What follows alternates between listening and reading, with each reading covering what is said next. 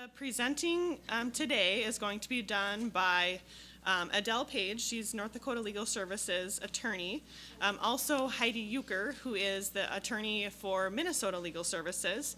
And then the third presenter we're going to have is Tanya Stoll, and she is with Freedom Resources. So that's kind of how the order of the day will work. We also are going to have a Q&A at the end of all of those presentations. And because we're recording it, we wanted to have kind of a moderating of that. So there are note cards at the registration desk, and we can pass them out too, or just raise your hand if you want one, where you can write your questions down. And then Steve back there in the suit, he will be grabbing those note cards at the end and reading those questions off so that hopefully we can answer some of your questions today too. So without further ado, please welcome Adele Page, who will be starting us off.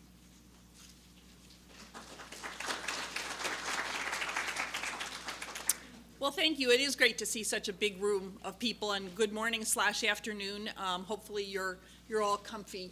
We did split this up between Minnesota and North Dakota, so there are some things that are going to be a little kind of need to be grouped together. But I will just tell you initially what I'm going to talk about is North Dakota's protected classes and our statute. But you'll learn soon in the next segment that there's also a Federal Fair Housing Act and Minnesota statute. And Heidi will talk more about those. The North Dakota statute has very specific protections. It falls under, it's actually are equal to the Federal Fair Housing Act, and both laws apply to the residents of North Dakota who are housed here. So when you see this statute and I talk about it, you have to remember there's also a federal overlay on top of that. State statutes, by definition, can be more generous than federal statutes, but they can't, you're not going to get less rights under that statute.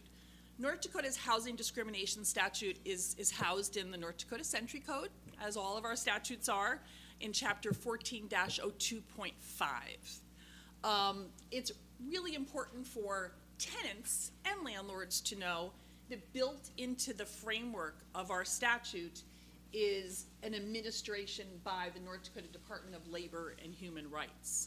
And so I'll often tell a client that comes to see me that if you've got a discrimination claim, the easiest way to start that claim, because it's really facilitated by the North Dakota Department of Labor, which is what we tend to call it. And people look at me very, very strangely and think, why are you sending a housing complaint to our employment agency? And in fact, there's this little couple of words at the end of it, and human rights. And so they definitely deal with housing complaints that are related to discrimination. And I left you the website there. It's actually a pretty good website. They do make it pretty simple for tenants to file a complaint. And you'll see as you work through this process, that complaint, if the last harm, has to be filed within 1 year.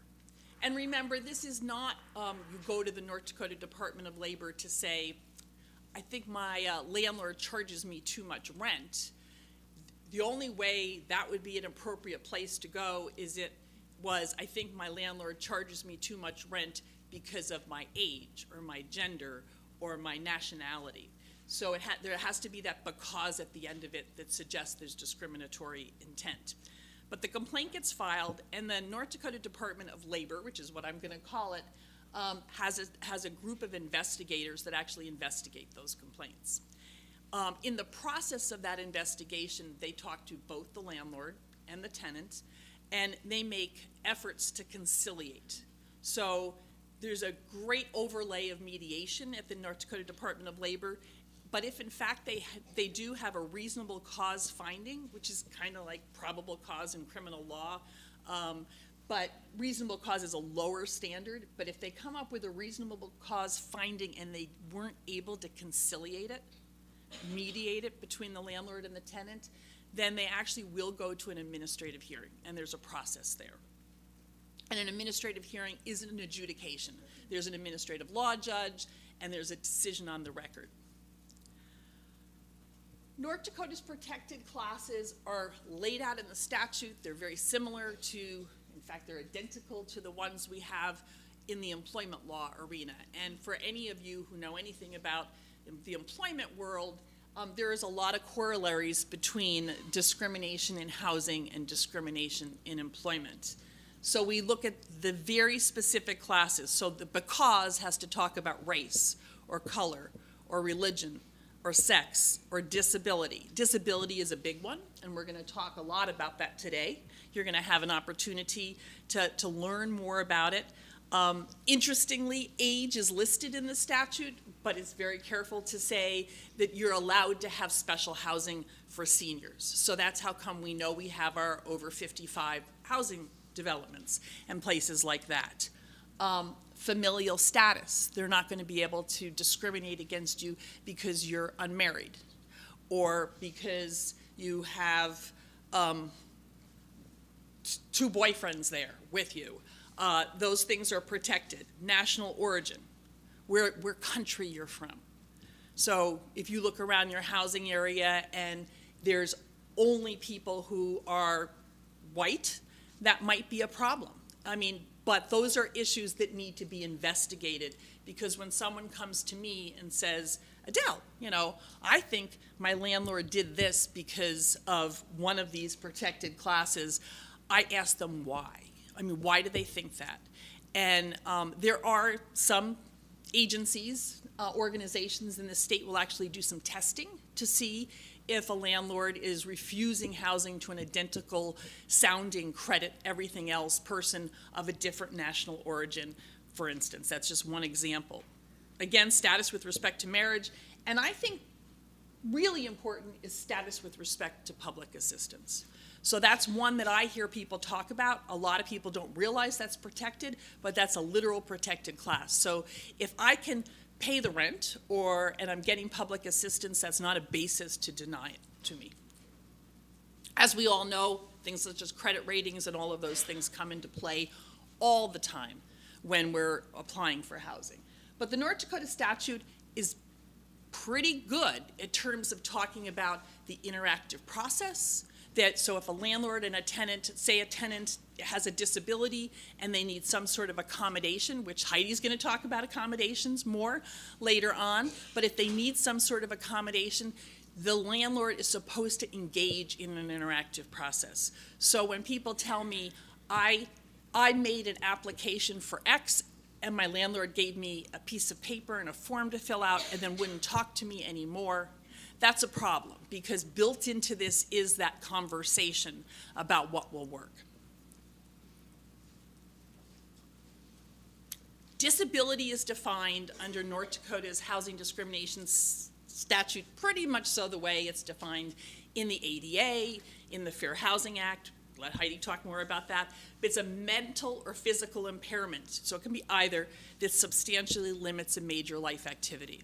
And they give examples of major life activities, but generally there would be things such as the ability to be mobile, which is the easiest, to eat, to take care of oneself, but it can be more subtle things too. It can be things such as to gain employment. I mean, we have to look at it. It is a full factorial assessment when you look at what is a major life activity. So landlords do need to be very careful when someone has a disability and you don't see that disability and you question whether it impairs or limits a major life activity. And remember, this is an impairment, so they don't necessarily have to have a diagnosis that you see in a diagnostic code. Or I could be just fine but look like I have an impairment. And if you regard me as having an impairment, say my spouse is now dead, but he had HIV. And now you're worried I have it, and you treat me differently because of that. That's a concern, and that's something that should be regarded as language. It does not, explicitly in North Dakota, our statute does not include the illegal use of drugs. Obviously, we don't have an illegal use of alcohol, but the illegal use of drugs. But it also does not include current addiction, and in that case, the current addiction would apply to both drugs and alcohol. So you're not protected if that's your problem, if that's your disability or your impairment. We also explicitly, and I don't know when this was added to the statute, because I don't remember seeing it there in the past, but we explicitly say that sexual orientation and being a transvestite is not a disability. Again, there is the federal law, so Heidi will talk more about that. But these are very good protections for tenants. They're things for landlords to pay attention to. And I would say the most important thing for both landlords and tenants is to realize that this is an interactive process, a conversation, to try to figure out what's the best way to do this.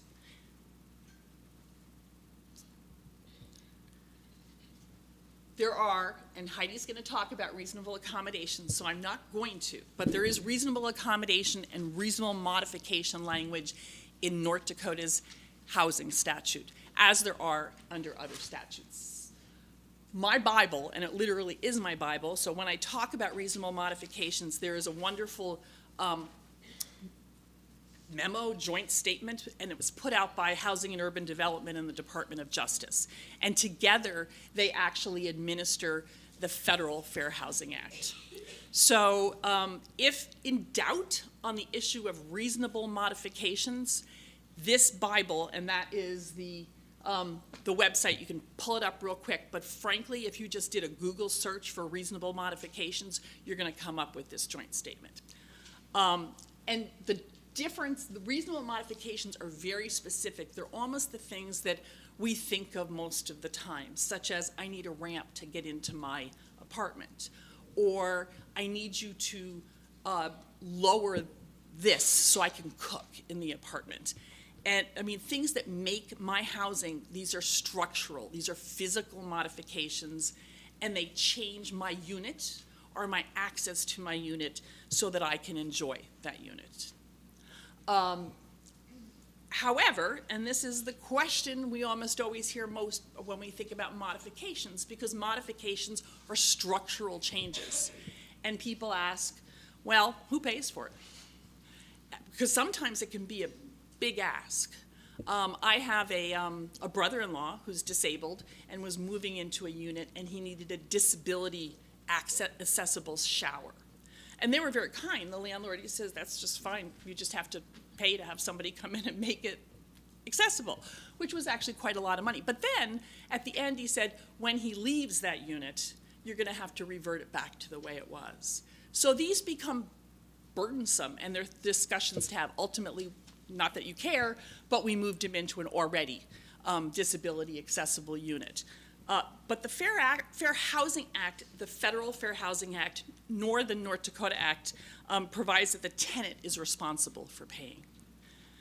Doesn't always work out that way, because remember I talked about the interactive process, and what happens is I really want to move into your unit, I can afford to pay the rent, I need to have a ramp constructed, or I need to have some other way it doesn't have to be a ramp. Maybe there's something else that'll allow me to get access into my unit. You go back and forth in that interactive process, and what we see often is that there is some agreement that comes between the tenant and the landlord regarding how to structure that, how to pay for it, and they usually work it out. But again, that interactive process is key. An awful lot of housing receives federal assistance. And some of you may know there's something called Section 504. It's a federal law, and it applies to a plethora of disability access issues. So we look at 504 in employment, we look at it in housing, we look at it in some other areas. But if a housing unit receives Section 504 federal money, the landlord has to pay for that modification unless it's unduly burdensome. And all of this language is, well, what is unduly burdensome is generally in the case law to be looked at as money. So that's where you get back to the magical interactive process, which is how are we best to pay for this? What's the best structural modification? What will give you access to this housing?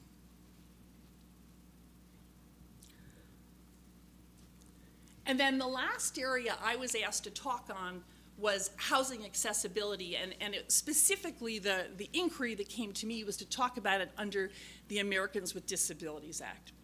And I made a decision on my own. I hope that to really talk about it in a broader way, because I think it's impossible to talk about housing accessibility and limit it to the Americans with Disabilities Act. So this first area that I'm talking about is under the Federal Fair Housing Act.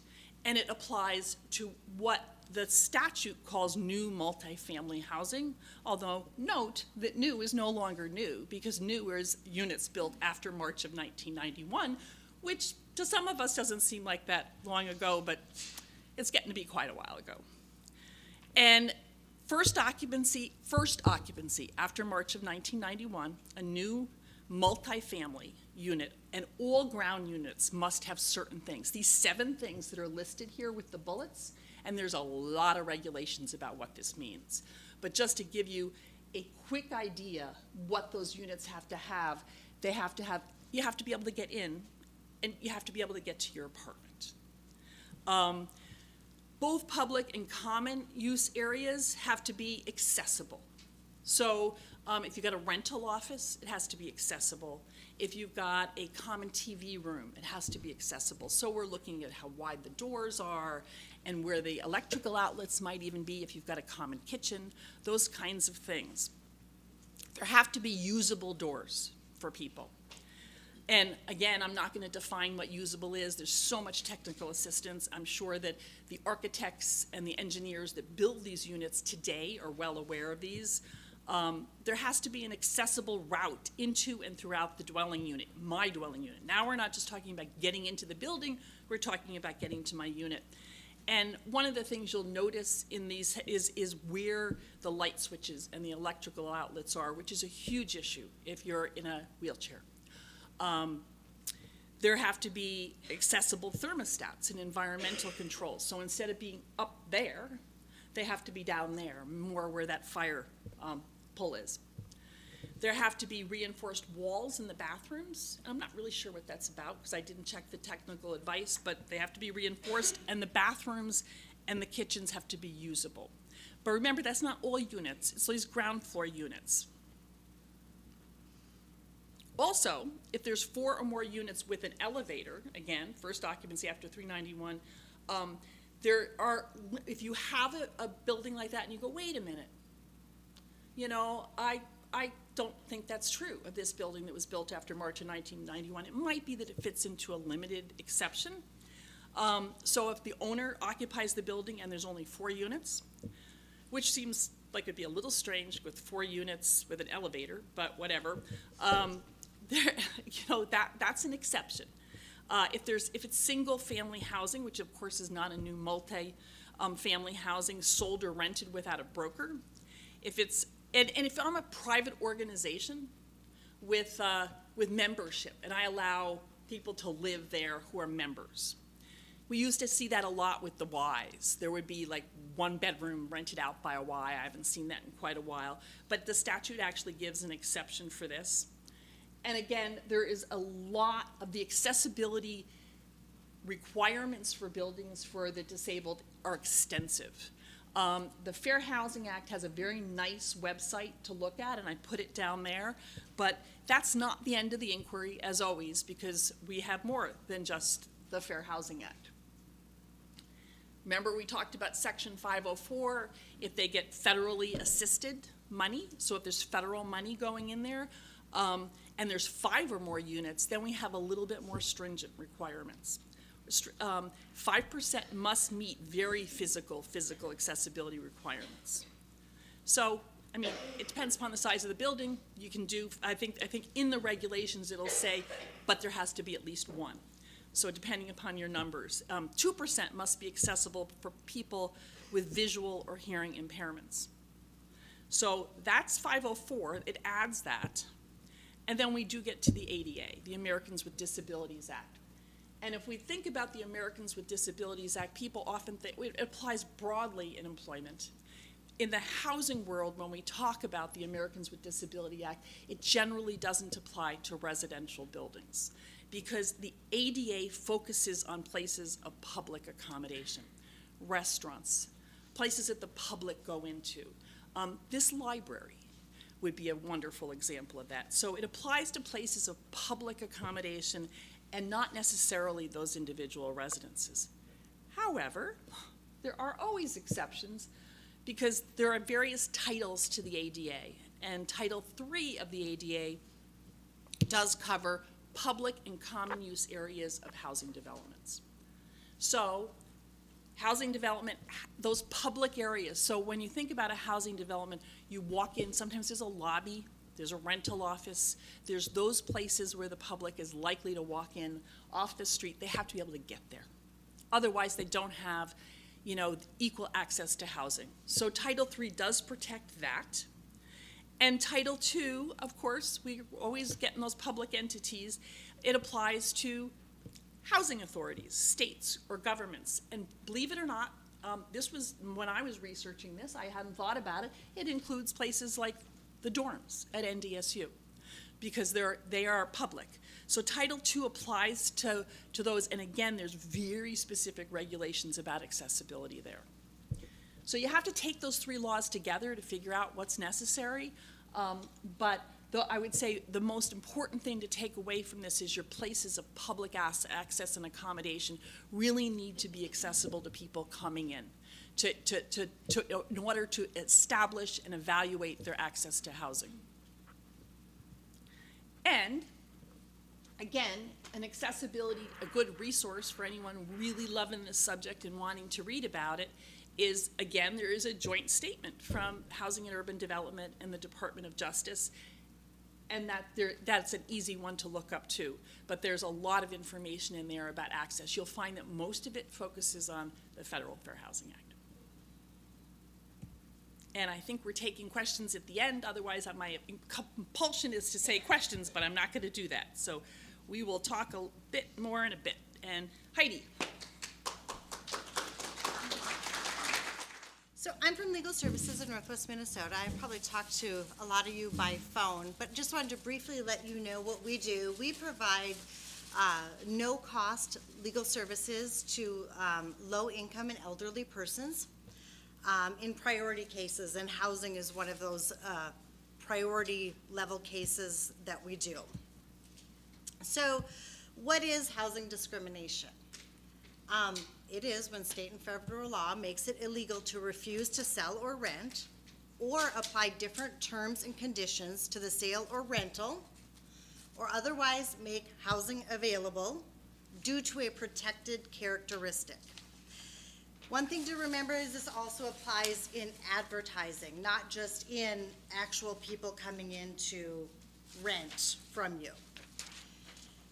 So when we think about, the way we're renting to people, we also want to think about advertising and how we do that, because actually a lot of complaints come from advertisements, and there's also fair housing organizations that will go through and just read all the advertisements in order to pick up on people who are maybe violating the housing laws with regards to their advertising. Protected characteristics. This is one that often my clients will get hung up on, and I think you just want to kind of use it as a mantra. When I talk about federal fair housing laws, I am talking about the Fair Housing Act. And then I'll talk about the Minnesota protected classes as well. So discrimination by race, color, or national origin, that's protected by the Fair Housing Act. Religion, protected by the Fair Housing Act. So I do want to go back and mention that with regards to race, color, or national origin, landlords can't require proof of citizenship or immigration papers from applicants based on ethnicity. If you're going to do it, you have to do it for white people, brown people, yellow people, the whole gamut. So that's one thing you want to consider. You also cannot discriminate based on religion. And when I was talking about advertising, one thing is that, let's say someone advertised for an apartment in a Christian community. You may just be trying to say that this is a good community and it's a safe community, but that's illegal advertising. You cannot discriminate based on sex, and you cannot sexually harass tenants. So this isn't just based on whether or not someone is male or a female. It's also, what I see a lot of is when landlords create hostile environments for tenants by asking them for sexual favors in lieu of rent. I see even in our area, landlords who will come in or let themselves into someone's apartment with their key, without knocking, without seeking permission. And so this is sexual harassment of the type that is prohibited under the Fair Housing Act. Another thing that would be subtle, and that what you could be doing out of care or concern, is something you want to look out for. So let's say that you're renting units in an area that may have crime issues, and a single female comes to your office and you say, you know, I don't think that ground level apartment would be safe for you. I'm going to show you a second level apartment. You're probably doing it out of the goodness of your heart, but that is considered discrimination based on sex. So just be really thoughtful and mindful. Familial status, pretty explanatory. The one thing that people get caught up here is, in our area, is sort of the language of this. People often mistake our city ordinances for restricting how many people per bedroom. Moorhead in particular, which I can speak about, it doesn't actually say 1 person, 2 people, or 3 people per bedroom. And fair housing laws would prohibit that kind of denial or statement. What most city ordinances do is they go off of fire codes and United Building Codes, which indicate that for safety, so much square footage of sleeping space is required for each person.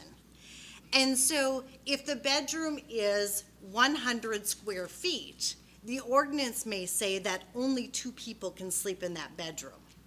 And so be very careful about maybe how you're phrasing things to people, because we all know that language, past the telephone game, language gets transferred differently, but, from 3rd person to 4th person to 5th person. And so be careful how you say that. If you know that this bedroom can only have 2 people in it, tell them your rationale, and that is that by city ordinance, it's only this many square foot, and city ordinance says that it can only accommodate 2 people. I have a unit that has a larger bedroom if you'd like more people to sleep in this bedroom. Be careful not to ask people who live in lower units because their children, run around and play and might be noisy. I think that's pretty common. A landlord can't refuse to rent to an older person or, have special terms or condition unless they're applied to everyone.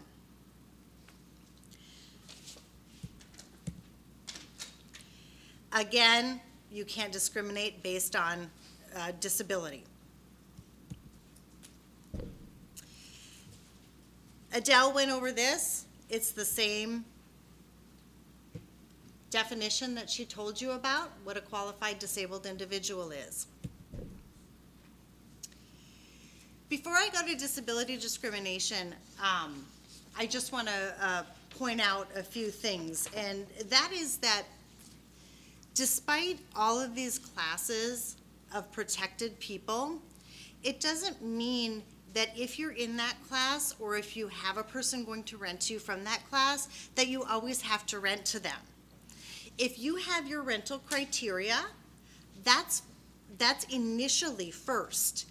You have to treat everyone the same regardless of disability or not. And if that person, regardless of their race or disability, if they don't fit your credit or criminal history criteria, you can reject them as a tenant. But you have to treat every tenant equally. And so that's really the key here. The second thing is that remember your protected classes. I have people call me all the time and say, I'm being discriminated against because I'm a sexual offender and no one will rent to me. So as bad as I feel about that, if we look at the classes of protected people, nowhere on there does it say people with criminal histories or convictions. So that is not a part of anything that you have to accommodate, as long as in Minnesota your rental criteria is clear and you follow that criteria with regards to everyone. Disability discrimination and reasonable accommodations. I am going to talk a little bit about this, but Tanya is really our expert here today with regards to the reasonable accommodations. So don't worry, she's going to get way more into it.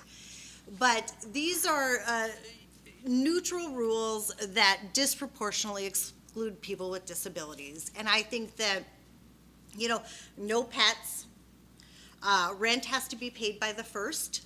Oftentimes, our people on Social Security get paid on the third. And so it isn't difficult for you to change their lease to say their rent is due on the third without a late fee versus the first typically. And so the things that everyone has to understand, tenants and landlords both, is that the accommodation has to first be requested. It just isn't automatic. I do have clients that call me and say, well, I can have a pet, I have a disability. And I say, well, did you write your landlord a letter and did you, formally ask? Well, no. Well, that right isn't automatic. No accommodation is automatic. And so I find for my clients and for landlords as well, to do things in writing. That's what I always say for everyone. Put everything in writing, then there's no mistake later about what happened. I tell people to write a letter saying that I have a disability and I'm asking you to accommodate me by allowing me to have a therapy, service, animal, whatever it might need. And I am attaching my proof of need, okay? And that's the other thing, is that as a landlord, you can't request their medical records, okay? But what you can request, or what would satisfy this, is a statement from a medical provider or treatment provider that is qualified to diagnose and or treat whatever their disabling condition is. A statement saying they have a disabling condition. They don't even have to tell you what it is, but that they have a disabling condition, and having an X will allow them to use and enjoy the property, or will alleviate symptoms of that disabling condition. The same would even go if they wanted a closer parking space to the door. They have a disabling condition, they need a parking space nearer to the door. You have to treat that as an accommodation. Now, if they don't supply documentation of the need from a qualified individual treatment person, you don't necessarily have to grant that accommodation. But I think that Adele kind of hit it on the head, where it's sort of an interactive process. And I think that if you're in the business of being a landlord, you may want to then send a follow-up letter to show that you received that request and that you need a little more information to process that request, and here's what you need. Some landlords do have maybe their own forms that they have some questions on, and they like for the tenants to have their treatment provider fill out. A lot of times that's fine. I've seen forms that are really overreaching, meaning I don't think that it all has to be answered at all. But I think if the client isn't providing you what you need and you're trying to be helpful, there's no harm in necessarily giving them the forms. But to require a tenant to fill out your specific form to receive an accommodation would not be seen as favorable under the fair housing laws. So just a summary of who is protected on the federal law side. So we already went through who's protected by the federal fair housing laws. And Minnesota adds just 3 of them. And it's, no different than North Dakota, except we actually do protect people on the basis of sexual orientation. And so, one way to look at it is that no matter where you are on the federal level, those classes are always protected. I don't care what state you're in the United States, everybody gets those federal protections. And then you would go over to whether you're looking at a North Dakota person or a Minnesota person or where you're situated and look at if there are other protections, extra protections for those people. I think that there's sometimes confusion, especially in this day and age, over sex, sexual orientation, and gender. They're all sort of lumped together. And I think that,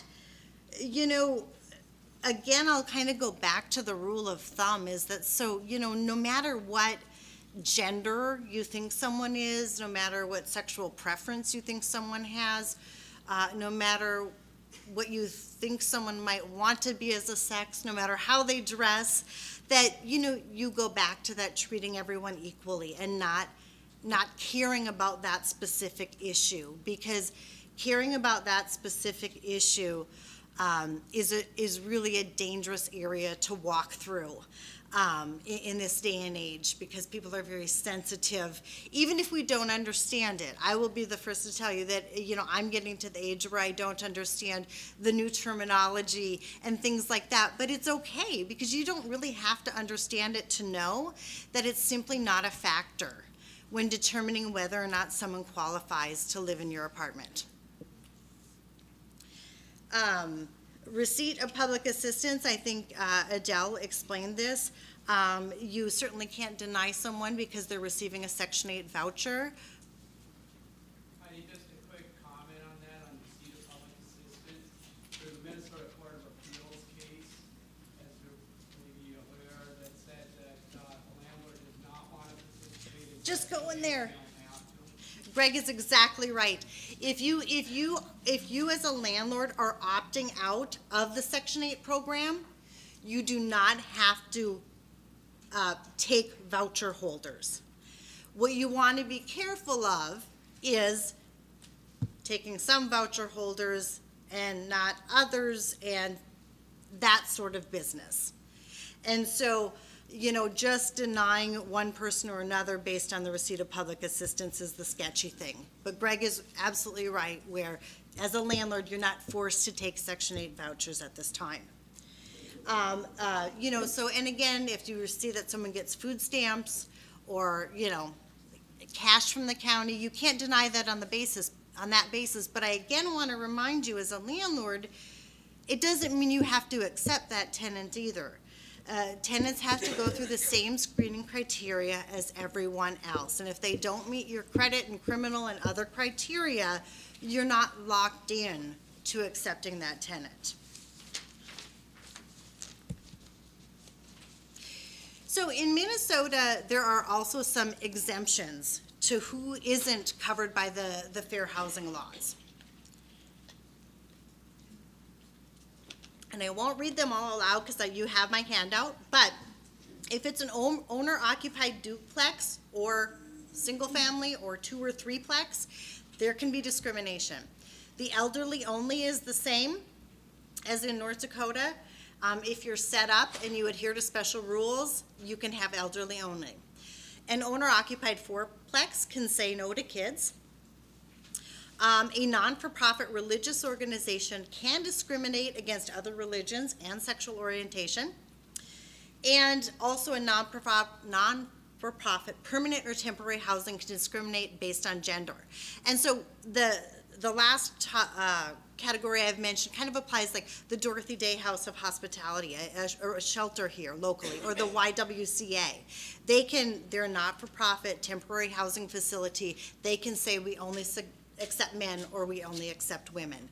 And so you have to be set up in that manner. So the essential questions when you're looking at whether or not,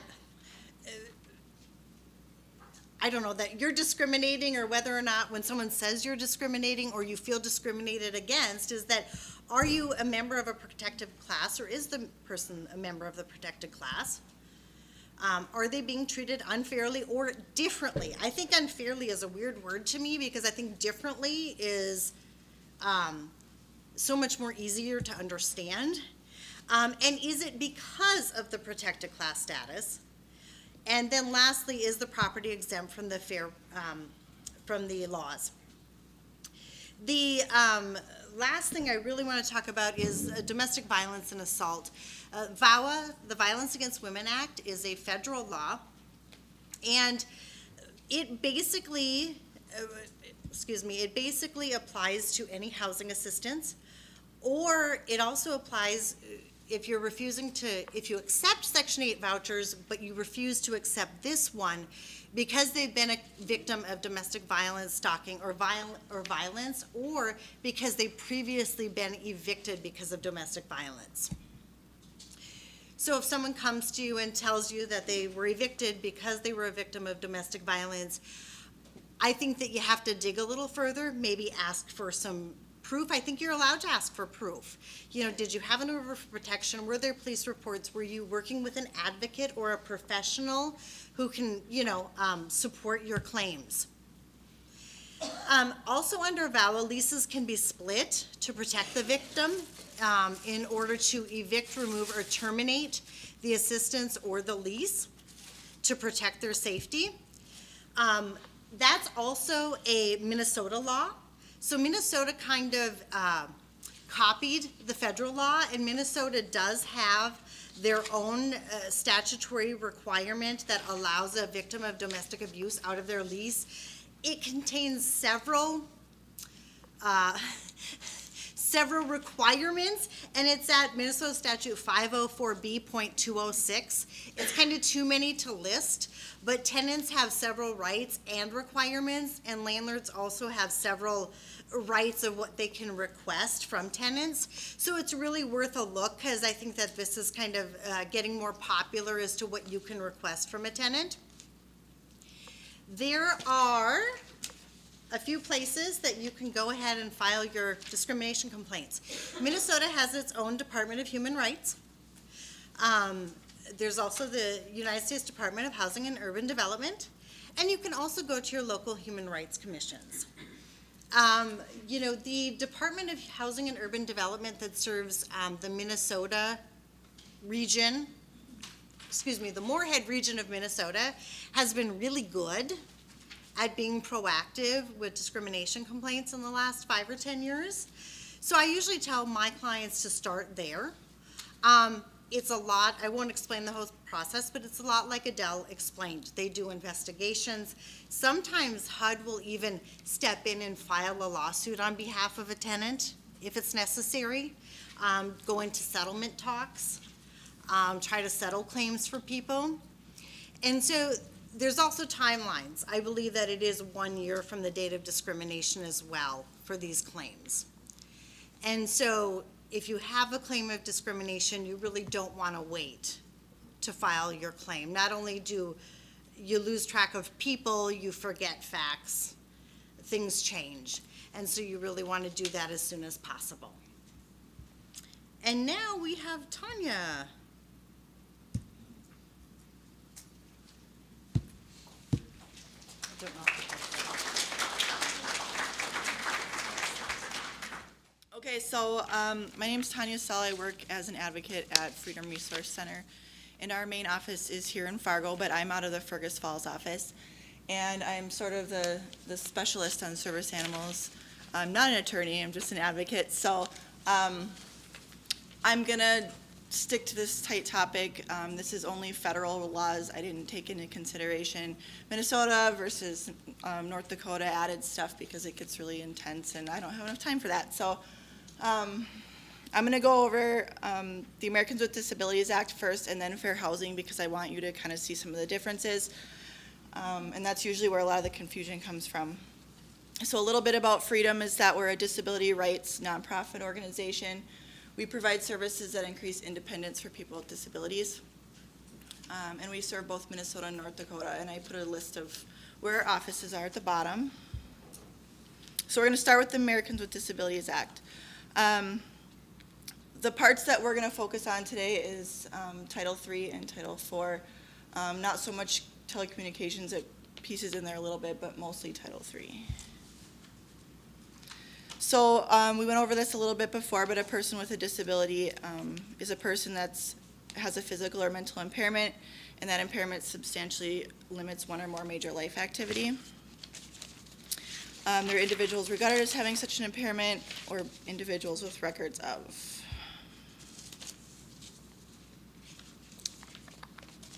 I'm going to try to keep track of both of these.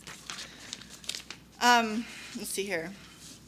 So we're going to talk about the ADA, and what's important to know about the ADA is that it only protects handlers of service animals in public spaces. A service animal is it's any dog and a dog only that is individually trained to do or work or perform tasks for the benefit of an individual with a disability.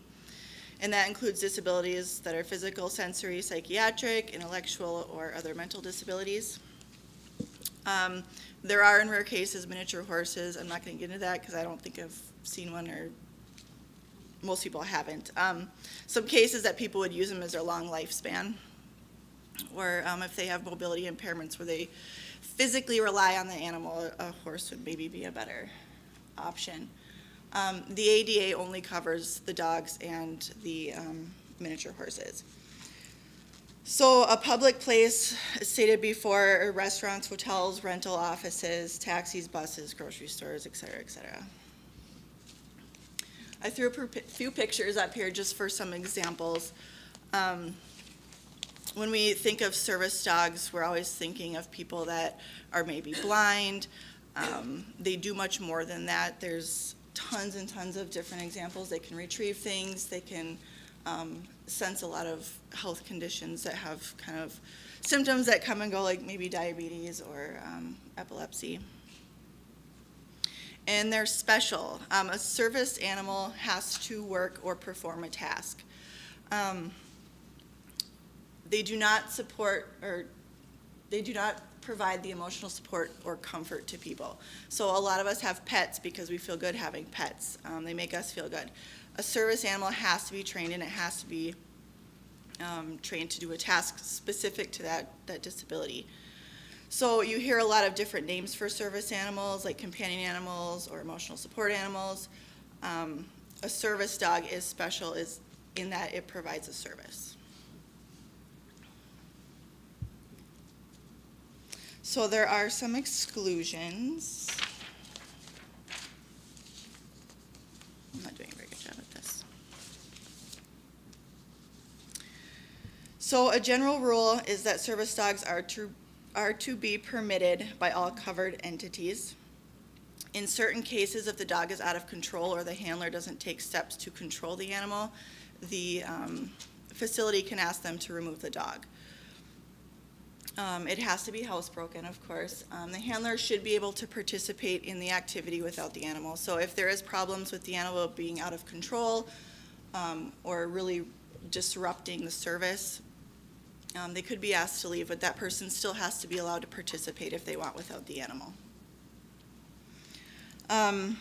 Sometimes people worry about leashes. If that leash or tether would prohibit the animal from doing their job, as long as that dog can be really well commanded with voice commands, they can remain without a tether. Let's see here. I have a note in here about behavior with dogs. A lot of the times people are afraid of how an animal might behave, and that's not grounds for dismissing animals. So pit bulls, for example, they kind of have a reputation. If someone comes in and they have a service animal that is a pit bull, you can't assume that animal is going to behave a certain way. If the animal is in your facility and that one specifically acts that way at that time, then you can ask it to leave. So this is where a lot of my questions come in. What can you ask and what can you not ask? So if someone presented with a service animal, you can ask two questions. One is the animal required because of a disability, and the other is what work or task has the dog been trained to perform? You can't make inquiries if it's obvious. So if someone comes in and they're blind and you can see that and they're using a seeing eye dog, there's no need for questions. It's something that's obvious. Sometimes the questions will come if someone's using it for psychiatric purposes, diabetes, epilepsy, things you can't see on the outside. You cannot ask for documentation about certificates or training. The reason is a service dog does not have to go to special training. You can actually train it yourself. But it does have to be trained and it has to be doing that task. You can't inquire about the nature or extent of the disability. And I put a service dog vest and patch at the bottom here because I wanted to address that. Those are not required for service dogs either. A lot of people that use a service dog have their dogs wear things like that because it's helpful to others. But it's not required. So to be a little bit more specific about some of the things they can do, that animal must be trained to mitigate symptoms or symptoms of a diagnosis or perform work related to their diagnosis.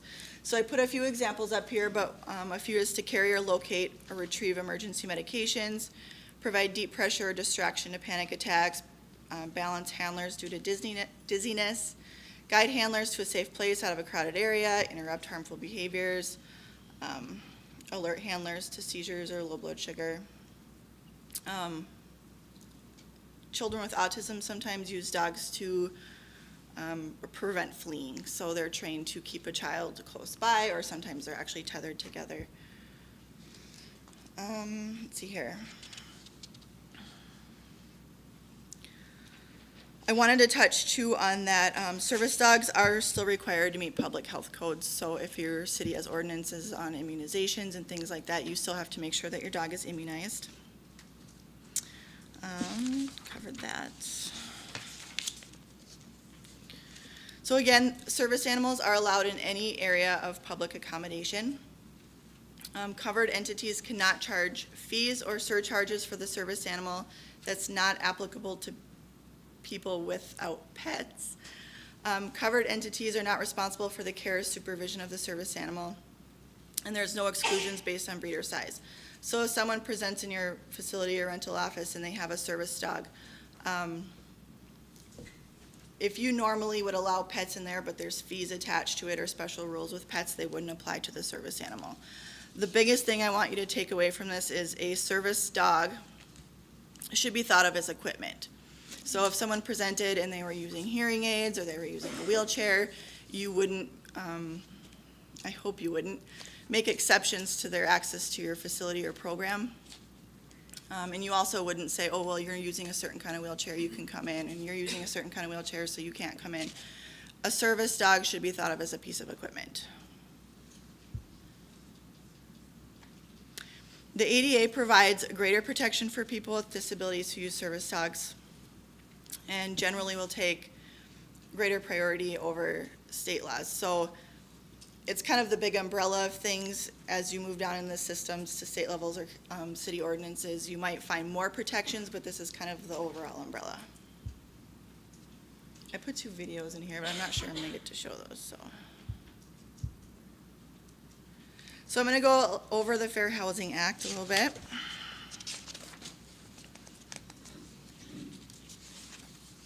Public speaking never gets any easier. Okay, so the Fair Housing Act prohibits discrimination in housing on the basis of disability, which would be the refusal to make reasonable accommodations in rules and policies, practices, or services when such accommodations may be necessary to afford a person with a disability to equal opportunity to enjoy the dwelling, which is a lot of words, but it basically means that if you are going to deny housing to a person with a service animal, you're discriminating in a way because you're saying because you're using this animal, I'm not going to let you in housing. So it applies to this list. I'm not going to go over them. We kind of heard some of those already. So the Fair Housing Act, I like to think of it protects you in your apartment. What makes I think. I'm just going to end up repeating myself, but that's okay. So in the Fair Housing Act, a service animal there's what we think of as a service dog under ADA. Under fair housing, a service animal is a very broad definition, and it can be any type of animal. It can be cats, dogs, birds, anything. It does not have to be trained. So if it is there to provide emotional support or mitigate some of the symptoms of maybe someone's depression so that they can stay living independently, that's what the fair housing covers. Which I did, I repeated myself, but I put a little smidgen here about section 504 because the reason that's important is it prevents any discrimination based on that disability group in housing. And since this applies to people with disabilities, that's kind of where that falls. And again, under fair housing, it can be any kind of animal. I've heard reasonable accommodations a little bit today. I'll explain what that means. But a reasonable accommodation is a change or exception to a policy.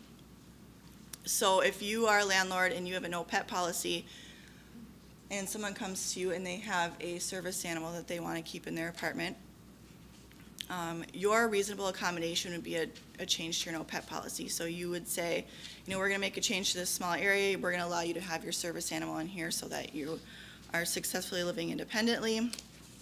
And that also means that they can provide some request some documentation. So if you make a request, which you have to do, the landlord can request that you provide some documentation about the relationship between your disability and the service animal that you want to have in there. I have our contact information on the end slide, but if you guys want an example of a letter, kind of see what one looks like, I definitely invite you to get a hold of us. The other trouble I see in my office when I get calls is that sometimes people expect an accommodation because they have a disability, I think you mentioned that, but they didn't request one. And a lot of it has to do with the lack of information. They haven't been to a training like this. It's something new to them maybe. So there's a lot of education on their end.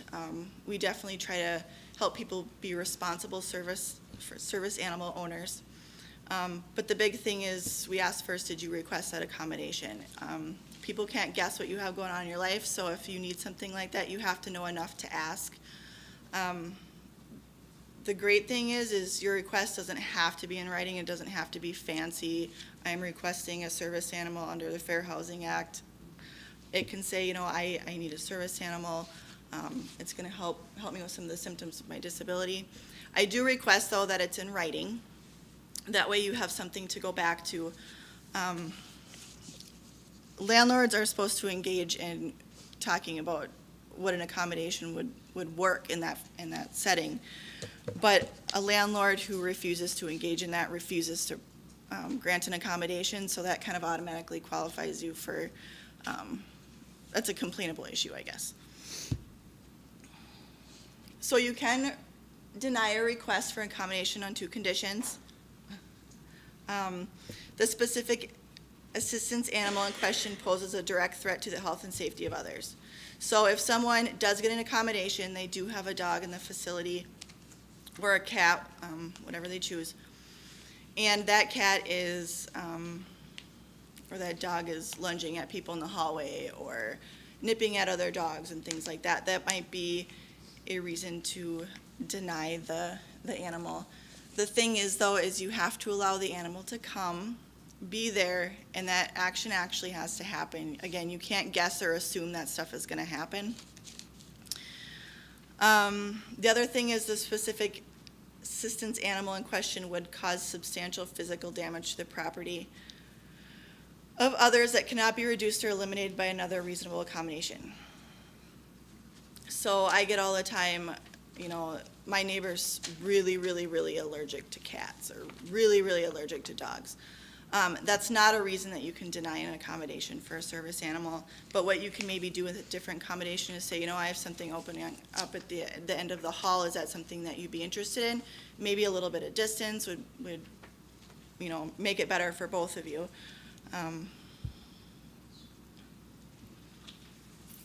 So again, housing providers are not obligated to provide an accommodation if one is not requested.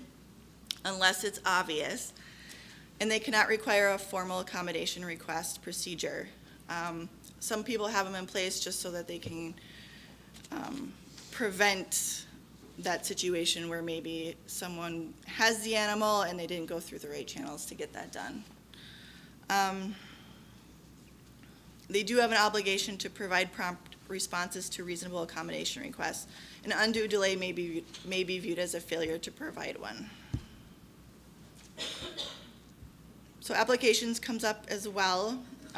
They can ask an applicant if they have a disability, and they cannot inquire as to the nature or severity of the disability. So they can say, are you a person with a disability?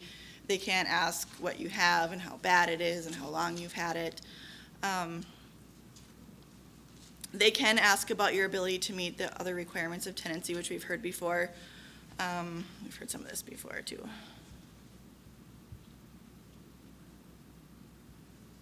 So they may request reliable disability-related information. I would say less is more. If a housing provider is going to request accommodation documentation,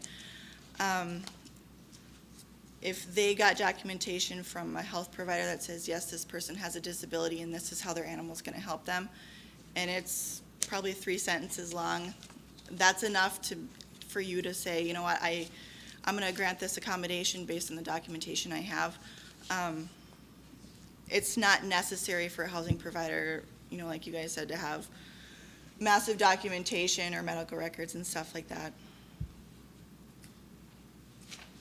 So some entities are subject to both ADA and Fair Housing Act. And those examples include rental offices, shelters, public housing. Because you're compliant with the Fair Housing Act, it doesn't necessarily mean you're compliant with the ADA, so it's always important to check both places. Housing facilities may not use the ADA definition of a service animal as justification for reducing the FHA. So what that means is the ADA says that a service animal is a dog and it's trained to do a certain task. That's not the same definition the Fair Housing Act has. The Fair Housing Act says it can be any animal and it doesn't have to be trained to do anything specific. And it's your job to know what those are. If you don't know what those are or have questions, again, you can call our office here in Fargo. There are some protections for landlords. So if the service animal that you allowed in your facility or apartment building has done damage above normal wear and tear, so they chewed off the trim and they ripped up the carpets and they did a lot of damage that was above what would normally happen, the landlord can charge at the end of the tenancy to replace those things. They can document vicious behavior by an animal. I know a place in Fergus has kind of like a 3-strike rule, so if your animal is being vicious to other animals or other people, and there's been documented cases, you know, on this day this happened, that would be grounds to ask the animal to leave. And again, they can request documentation to link the animal to the disability. And lastly, there are some legislative changes going on. A lot of states have this in place already, and Minnesota's working on it. States are considering making it a criminal offense to pass off an untrained dog as a service animal. So we're totally in support of that. Like I said, we want people to be responsible service animal owners and handlers. So we work really hard at doing that. Just threw some credit up there. But this is our contact information for here in Fargo. Make sure you get the phone number down. If you have specific questions or about what I talked about today, or if you want to know where to find some of the legislation that deals with that, or if you heard something that was under the Americans with Disabilities Act and you're having a hard time finding it, you can give us a call. We're very much happy to help. And like I said, we've got examples of letters.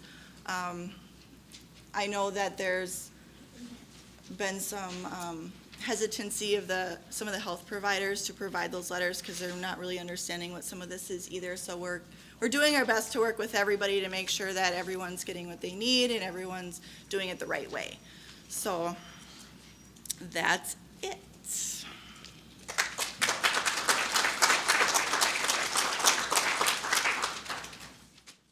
If you have any questions written down, please pass them toward the middle. I'll pick them up. If you didn't grab a note card or you have more questions than cards, just say so. I've got some blank ones here, but I'll collect them. I'll read them out, and whoever from our panel seems like the best fit for the question will give it an answer.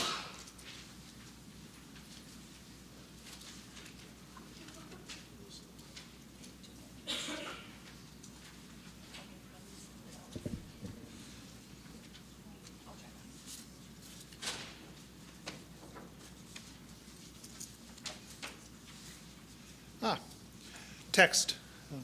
Is text content considered written communication between landlord and tenant? I'm a landlord. I know I text my tenant, so I'm personally interested in this, and I guess either maybe whether this counts, and second maybe a best practice pointer. So whichever of you wants to give it a shot. I think it's a preliminary matter. You have to remember there is no rule that it has to be written, but we really want it written. And so a text is I'm not going to say it doesn't work, because it is something that's between you and the landlord that you're communicating, just like an oral request. But a written request is better.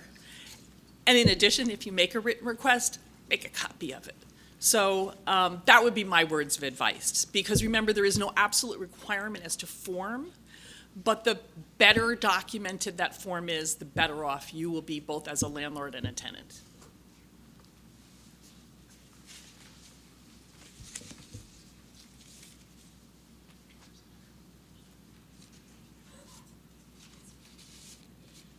Here's a domestic violence related one. Example given is two people live in one unit, split the rent. One person requests to be released from the lease as a result of a previous domestic abuser knowing or learning where that person can be found. And so the person fears for his or her safety and wants out of the lease to go find a place where the abuser can't pursue. What are the tenant's rights? What are the landlord's rights?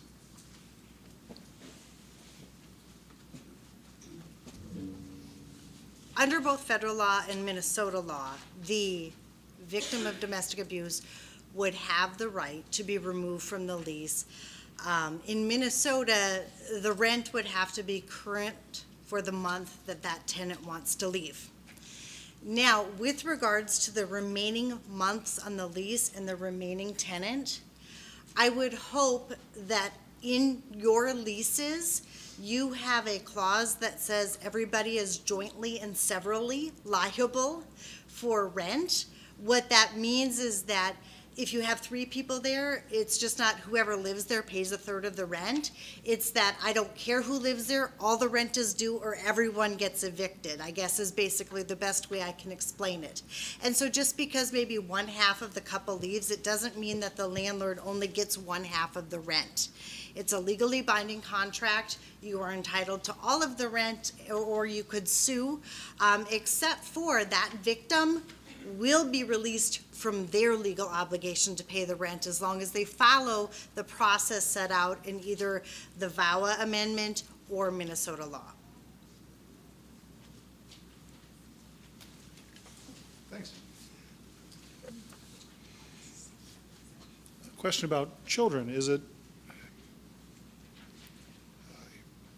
required by law, or I guess maybe is it permissible for a landlord to require that at some specific age, boys and girls be separated into separate bedrooms?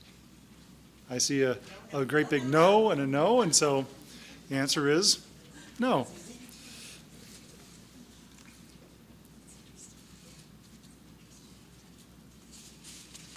Let's see if I can fairly summarize this one.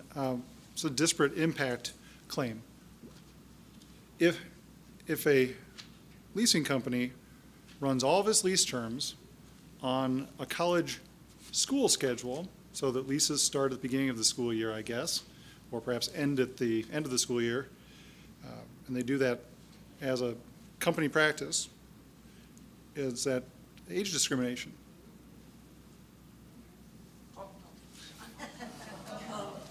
So disparate impact claims are hard. That's just my preliminary statement. So I don't know of a case on that issue. My guess is it would be difficult as long as that policy is applied neutrally to win on a disparate impact case in that case. It would be interesting. I don't know what the end result would be. Heidi may have a different answer, but you would have to show, yes, it has a disparate impact on people who don't go to school, but those could be all different ages too. And frankly, if I'm 65, I can go to school. So I can think of all kinds of arguments a landlord would make. I'm not going to say that that couldn't be a disparate impact claim, but I'm not sure it would be a powerful one.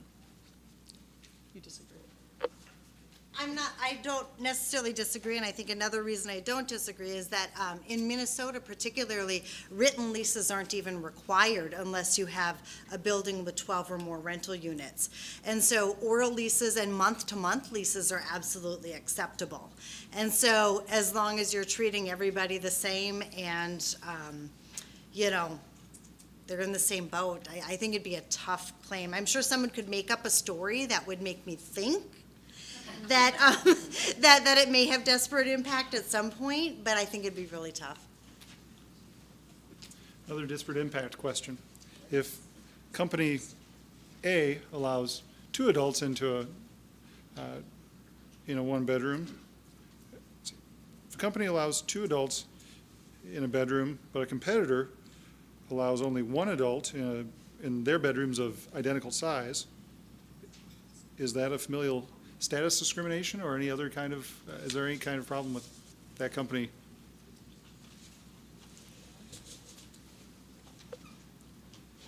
Well, I think that a blanket rule of people per bedroom is discriminatory in some way.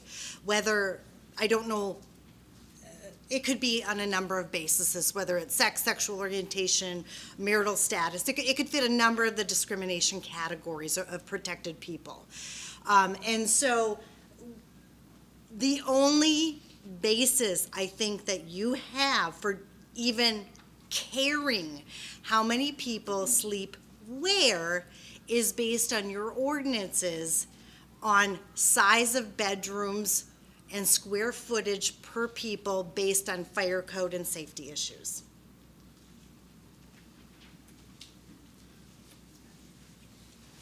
Yes. How is it legal that the city of Moorhead can then dictate how many non-related people can live in a house? How is that not discriminatory? Go ahead. Maybe, No, go ahead, well, Steve. before you answer it, go ahead, maybe No, you go repeat it ahead. just for the recording. Go ahead. I think the question, if I understood you right, is how can the city of Moorhead put its limit on the number of non-related people in a unit? Did I get, okay. Oh, no, I don't. Oh, shoot, because I forgot the reason. There's a reason. Greg Thompson, do you remember the reason for that? No, There is a reason, and it's actually a valid reason. I'm just trying to think of it off the top of my head. Another. I don't know that they've made an exception due to crime issues, but the ordinance also has to do with not just square footage of bedrooms. It has to do with square footage of living space, square footage of living room, square footage of everything. But I'm not really sure why that's possible. I knew at one time, but I think they can. It's not illegal, but I just don't remember the rationale, and I'm sorry. You can have a 6-bedroom, very large Mhm. house, your square footage is handled, your Yep. egress windows are handled, and I can have a family of a mom and dad and 6 kids move in and there's no issues.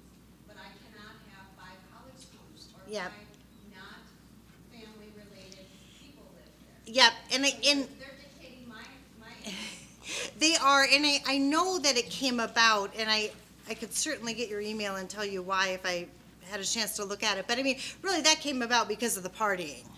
And I just can't remember how they jammed that in there. And I totally see your point. I'm sorry, I just don't remember the rationale. Does anybody else remember it?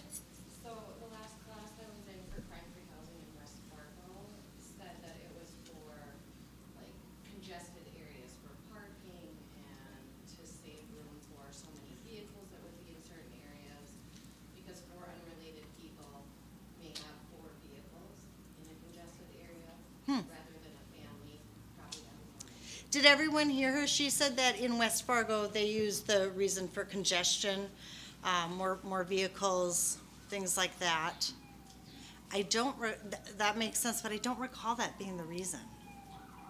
Heidi, there's also that older, not somewhat related, but there's that older HUD memo too that talks about it being quote unquote reasonable to have a policy of 2 persons per bedroom, subject to other factors such as the age of the kids and bedroom sizes and some things like that. Remember, HUD was getting inundated with landlords saying, I'm supposed to allow 15 people in a 2-bedroom. Right. They could have been using that too. I just can't remember. And you know, HUD did do that. And I think when you're renting to someone with a Section 8 voucher, I think that there was also, they were running into a couple of things. And one was that because units were few and far between, larger families were trying to fit into much smaller units because it was the only thing they could find. Or there was a debate at that time about whether boys and girls of a certain age should share a bedroom, and so HUD sent out some guidance. But I'm sorry, I just can't remember the reason. Do you know where we can find the city ordinances? Yep, if you just Google Moorhead City Code, it's in there. I'll also tell you, Sterling Codifiers is who does all the codifying numbering for Moorhead's ordinances. So if you Google Sterling Codifiers, you'll find it there too.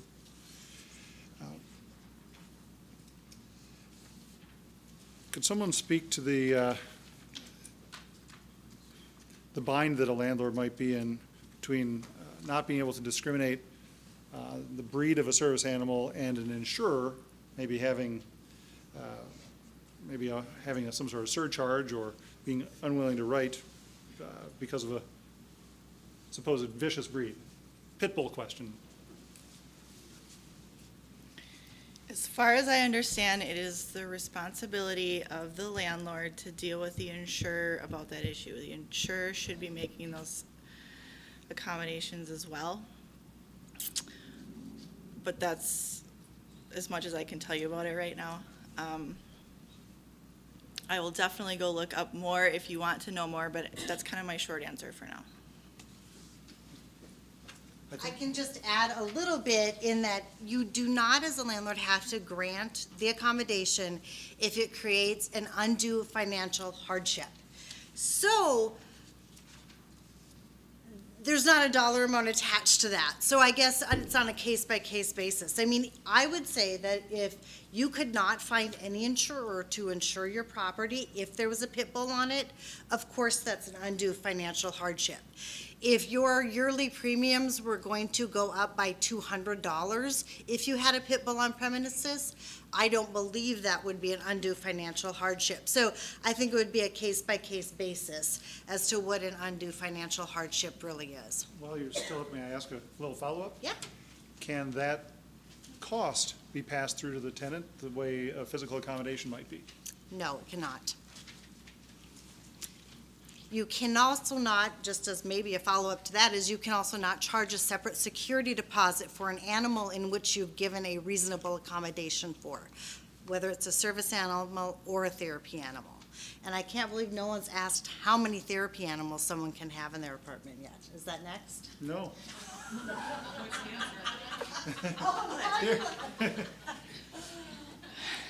There's really no limit. If if a person needs two dogs, say I use the mobility example, so if someone has some major balance issues and they need help, sometimes they'll actually have two big dogs on both sides of them. It's a rare case, but if there is documentation saying they need a dog on both sides of them for them to get around, they can have two. Now, if they have a service dog and they have a pet dog, you still have to pay the pet deposit for the pet dog.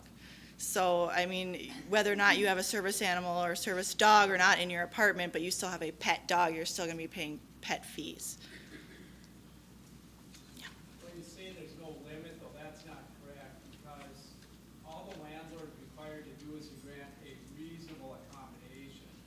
And to me, it'd be unreasonable for somebody with depression, for instance, to ask for 5 dogs. And that's not likely to happen because it would be hard for someone, it would be hard for someone to get medical documentation that says, well, and that's the thing.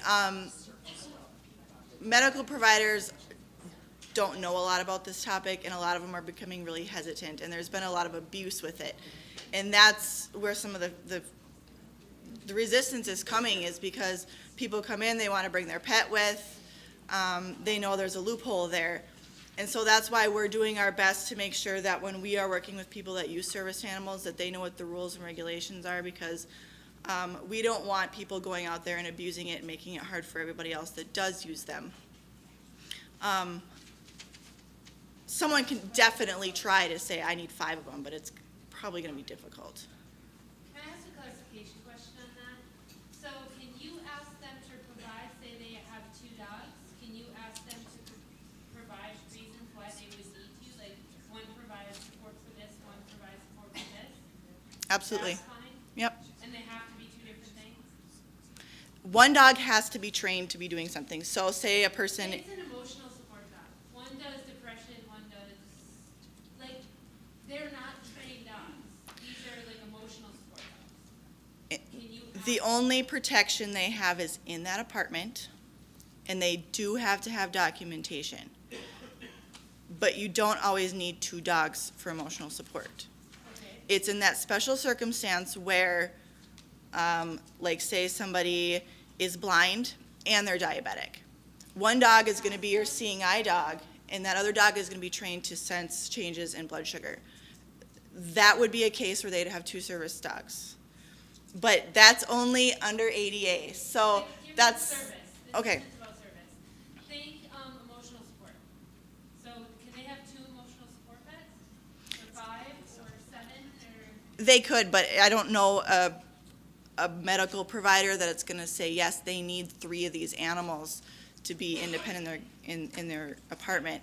And it is an interactive process. It is, so, you know, there's always open conversation. I know it's clear as mud, and it always will be, Well, but But it means be crazy, you know, if they have 2 cats and they have 2 different diagnoses, and their provider writes a letter saying, you know, Allie the cat soothes her anxiety, and she has schizophrenia, and Domino the cat talks to her, and that helps with her schizophrenia, that's a reasonable accommodation I think you have to make. So that's what what you're I asking wondered. is, Yes. if Thank each you. animal treats a different Yeah. disability and a provider can make that clear to you, And we can that's ask for okay. that. I can, you Yes. can ask for clarification. Perfect, that's what I wanted. Yes. I'd like to just say one more thing, and I really am stressing the interactive process. Landlords are not, if necessary, you can actually ask your tenant if you can have a conversation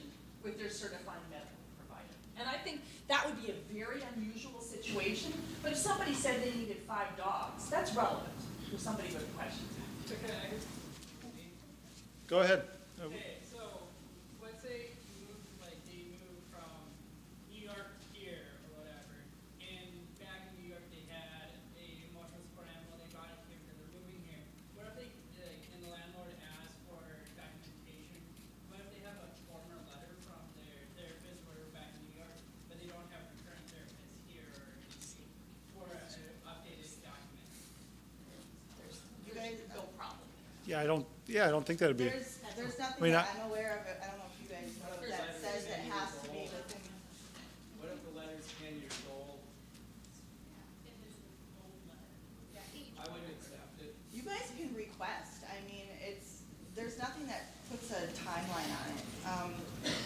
reasonable, you have to be reasonable as well. So, you know, if someone's moving from New York, they're just getting here, you guys have that conversation and say, look, I know you have this old letter, I know you're coming from halfway across the country. What can we do in the next few months to make sure that we get some updated information? I completely agree with her, and I think to be on the safe side, that's what you would want to do, is that I see you have a letter, it's quite old. You know, we just want to verify that you still have this need because of our no pet policy.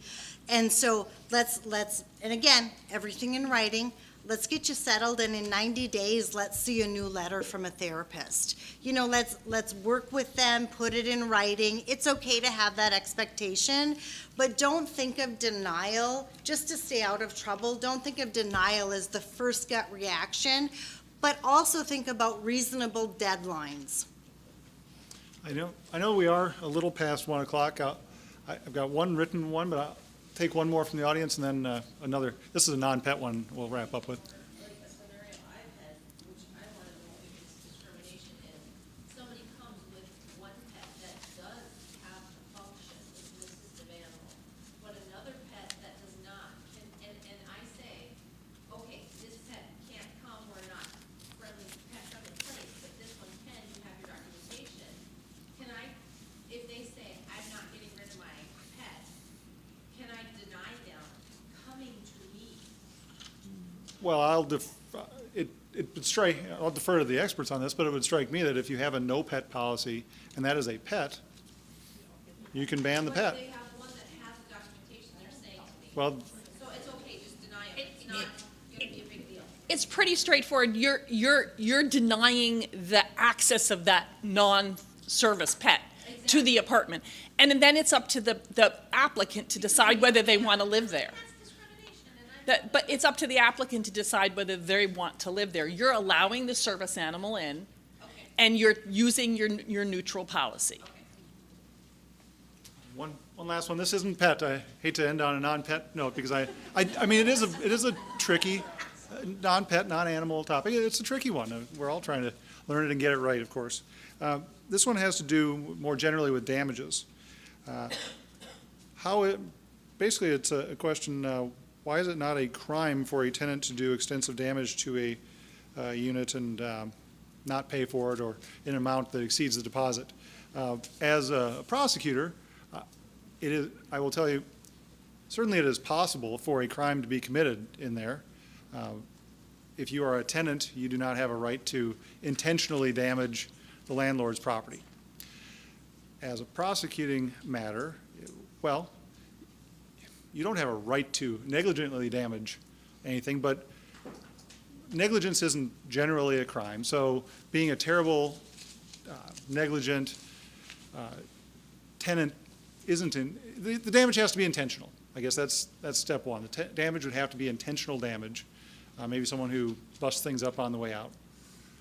In the second instance, you'd probably have to be a little bit more persistent than with other types of damage when you do contact the police, but intentional damage is a crime. So I don't know if that answers or satisfies that one, but I will turn it over to Emma, and thank you for all the very interesting and thoughtful questions. So just real quick, thank you all for coming. Especially want to thank Adele and Heidi and Tanya for sharing their time and expertise. Also want to thank the City of Moorhead Human Rights Commission for helping us with this event. We do have a short evaluation. If you would please fill that out, that'd be great. And especially any other topics you feel like would be helpful for us to do, that would be wonderful too. We also have some handouts at the end of the table as well if you didn't grab one. And not as many North Dakota ones, so share if you can. And thank you all for coming.